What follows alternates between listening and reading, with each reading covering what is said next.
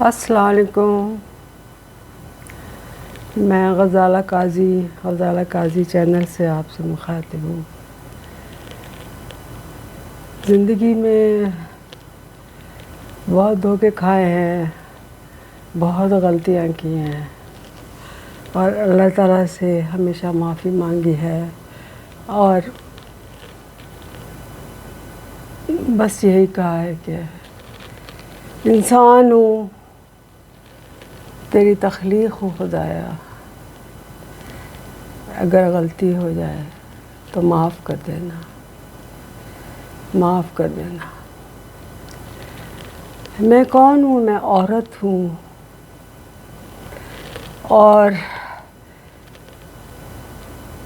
اللہ تعالیٰ آزماتا ہے ہمیں پیسہ دے کر، دو چیزوں سے آزماتا ہے، پیسہ دے کر اور اولاد دے کر۔ جب ہمارے پاس بہت پیسہ آ جاتا ہے تو ہمارا دماغ خراب ہو جاتا ہے۔ مجھے یاد ہے جب میں planning and development department government of Sindh میں تھی، تو ہمارے ایک ایڈیشنل چیف سیکرٹری تھے زاہدی صاحب۔ وہ کسی چھوٹے سے گاؤں کے تھے جنہوں نے CSS کا ایگزام پاس کر کے اور وہ اس عہدے تک پہنچ گئے تھے۔ ایک دن میں اپنے کمرے میں بیٹھی ہوئی تھی کہ بہت چیخ پکار کی آواز آئی۔ باہر جا کے دیکھا تو ایک بوڑھا سا آدمی تھا جو چپل اتار کر اور زاہدی صاحب کو مار رہا تھا اور کہہ رہا تھا، تجھے کچھ شرم ہے؟ میں تیرا باپ ہوں، تجھے کچھ شرم ہے؟ اور وہ اس کو پھر اس کے سارے بندے چھڑا کر لے گئے، اور وہ آدمی آنسوؤں سے زار و قطار روتا ہوا چلا گیا کہ دیکھو لوگوں، یہ میرا بیٹا ہے۔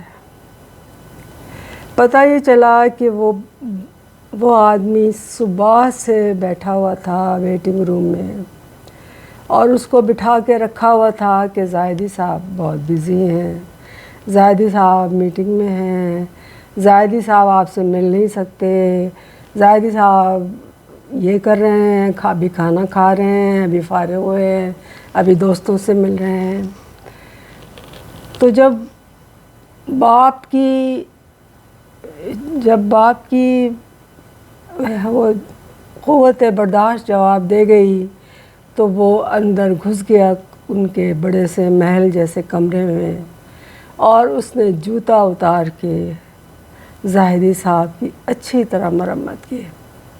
اس نے کہا، تو میری اولاد ہے، میں نے تجھے پڑھایا لکھایا اور یہاں تک پہنچایا، اور آج تو مجھ سے ملنا گوارا نہیں کرتا، آج تو کسی کو یہ کہنا گوارا نہیں کرتا کہ میں تیرا باپ ہوں اور تو میرا بیٹا ہے، اس لیے کہ تجھے شرم آتی ہے، تجھے شرم آتی ہے کہ میں تیرا باپ ہوں، اتنا غریب ہوں اور گاؤں کا ہوں، اور تو شہر میں آ کے بہت بڑا آدمی بن گیا ہے، اور اس بڑے پن میں تو بھول گیا کہ تیری اوقات کیا تھی۔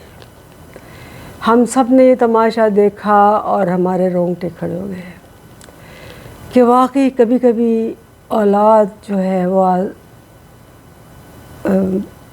انسان کے لیے بہت بڑی آزمائش بن جاتی ہے۔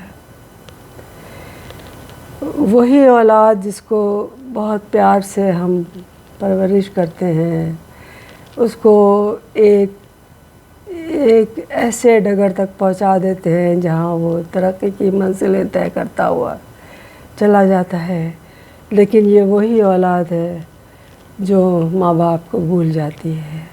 آپ نے دیکھا ہوگا، میں گئی ہوں اولڈ ہومز میں، اور میں نے وہاں لوگوں کو روتے ہوئے دیکھا ہے۔ انہوں نے کہا کہ جی، ایک سے میں نے پوچھا، آپ یہاں کیسے آئے؟ انہوں نے کہا کچھ بھی نہیں تھا، میری بہو مجھ سے ناراض تھی، میرے بیٹے نے ایک دن گاڑی میں بٹھایا اور کہا کہ ابا جی چلے ایک جگہ، بہت اچھی جگہ میں آپ کو لے جاتا ہوں۔ اور یہ کئی سال پہلے کی بات ہے، اور وہ مجھے یہاں چھوڑ کر چلا گیا، اور اس کے بعد پھر وہ پلٹ کر نہیں آیا۔ یہ ہے وہ قصہ، یہ ہے وہ حقیقت۔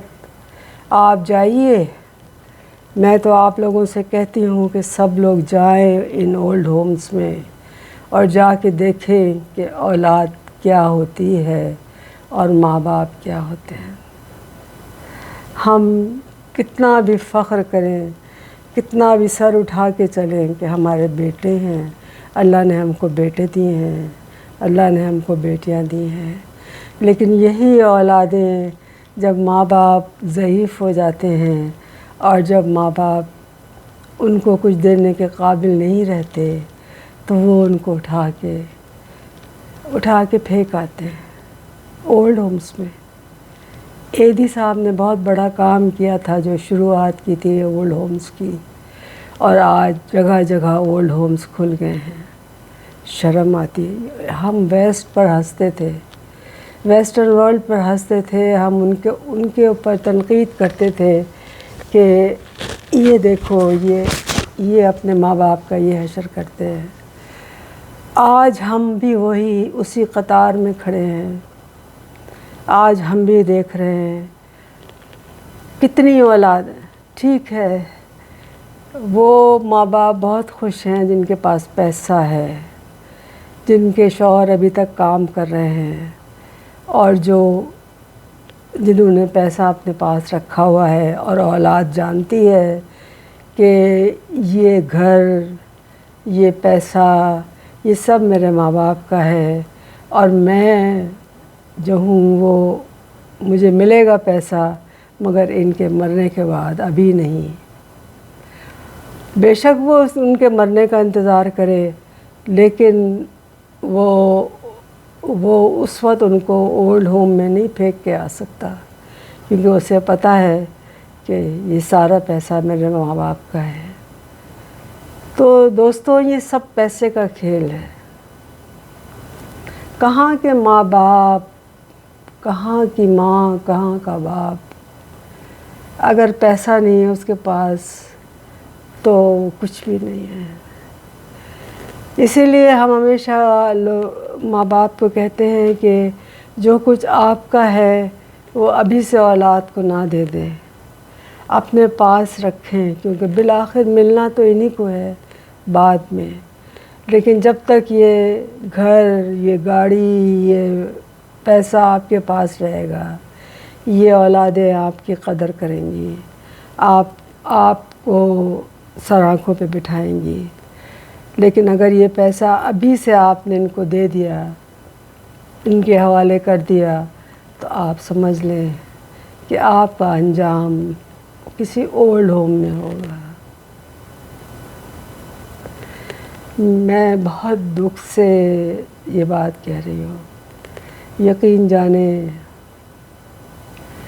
ہم نے یتیم خانے بھی دیکھے ہیں، مگر وہ یتیم خانے تو سمجھ میں پھر بھی آتا ہے کہ ماں باپ مر گئے یا بچے یتیم ہو گئے، ان کو کسی نے لا کے یتیم خانے میں داخل کر دیا اور ان کی وہاں اچھی کیئر ہو رہی ہے۔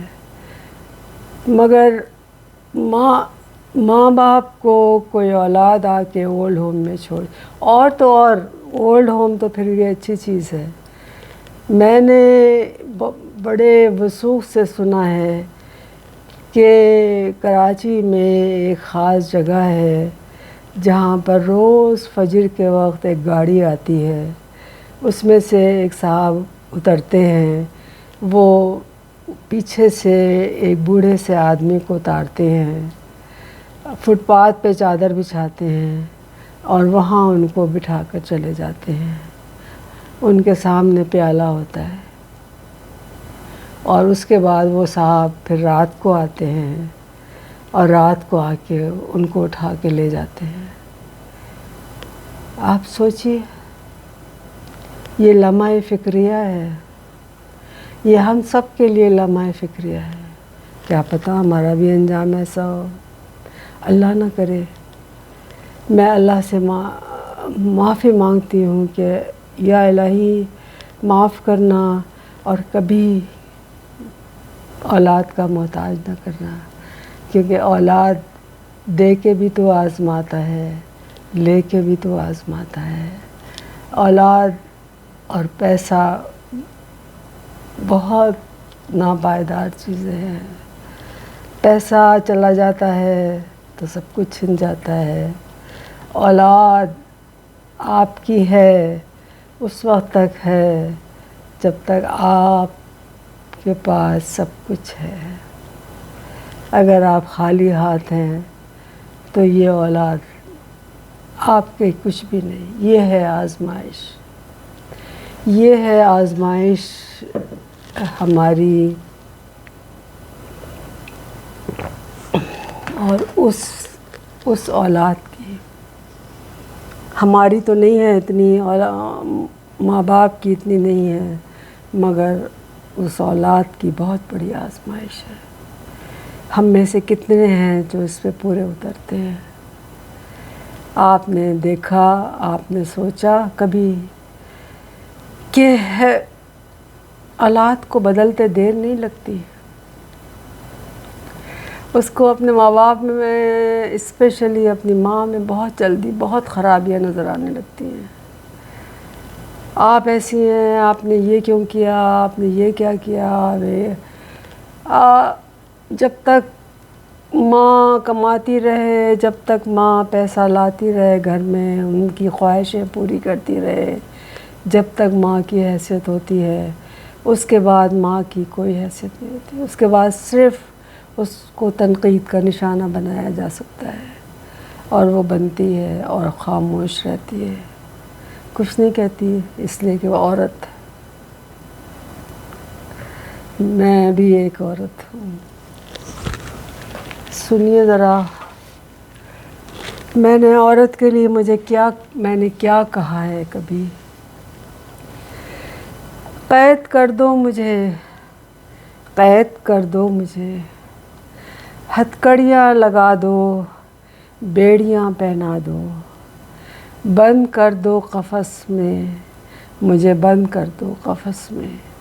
میں عورت ہوں، مجھے آزاد ہرگز نہ چھوڑو، جلا دو مجھے، مار ڈالو مجھے، جلا دو مجھے، مار ڈالو مجھے، کہ جیوں گی تو سر اٹھا کے جیوں گی، کہ جیوں گی تو سر اٹھا کے جیوں گی۔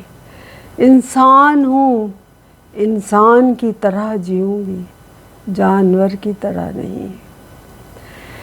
نہیں منظور یہ سب تو مار ڈالو مجھے، دفن کر دو مجھے، اتنا گہرا دفن کہ میری مٹی بھی ہوا میں اڑ نہ پائے۔ قید کر دو اسے بھی، روح کو بھی قید کر دو۔ میں عورت ہوں، مجھے آزاد ہرگز نہ چھوڑو، مار ڈالو مجھے، مار ڈالو مجھے، قید کر دو مجھے، قید کر دو مجھے، ہتھکڑیاں لگا دو، بیڑیاں پہنا دو۔ آپ نے دیکھا کہ یہ ہے عورت کے لیے۔ اس کے بعد میں نے کچھ اشعار کہے تھے۔ حق پرواز، میں اڑنے کی کوشش کروں بھی تو کیسے، میں اڑنے کی کوشش کروں بھی تو کیسے، میرے پر تو صدیوں پہلے کاٹ دیے تم نے، میرے پر تو صدیوں پہلے کاٹ دیے تم نے۔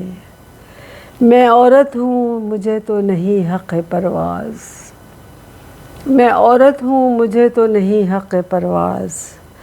قفس کا در کھلا بھی اگر ہو تو پھر بھی میں باہر نکل نہیں سکتی، اس لیے کہ میں تو اڑنا بھول چکی ہوں، میں تو اڑنا بھول چکی ہوں، چاہوں بھی تو اڑ نہیں سکتی۔ کیوں؟ کیونکہ صدیوں پہلے میرے پر کاٹ دیے تم نے، مجھے تم نے قید کر دیا، میرے پر کاٹ دیے۔ میں زندہ ہوں، قفس میں بند ہوں، تمہاری خوشی اسی میں ہے تو چلو اسی میں صحیح۔ خدا حافظ، اللہ آپ کا حامی و ناصر ہو۔ اگر آپ کو یہ پسند آئے تو دوسروں سے، اپنے دوستوں سے شیئر کریں اور سبسکرائب کریں۔ بہت شکریہ سننے کا اور لو یو۔ خدا حافظ۔